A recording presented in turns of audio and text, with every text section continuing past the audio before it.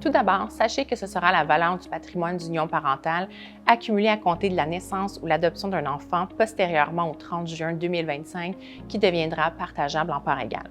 Afin d'établir la valeur partageable des biens composant le patrimoine d'union parentale, il sera tenu compte des dettes grevenseliers. Ce sera donc la valeur nette des biens qui sera considérée.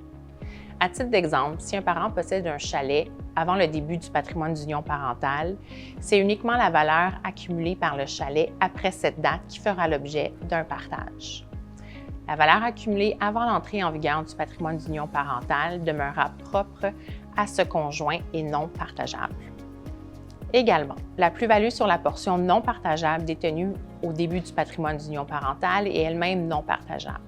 Par exemple, un conjoint est seul propriétaire d'un chalet, lequel vaut à l'entrée en vigueur du patrimoine d'union parentale 250 000 avec une hypothèque de 200 000 La valeur nette possédée par ce conjoint au début du patrimoine d'union parentale est de 50 000 Ce montant de 50 000 sera donc propre au conjoint propriétaire et la plus-value accumulée sur ce montant au moment du partage du patrimoine d'union parentale le sera également.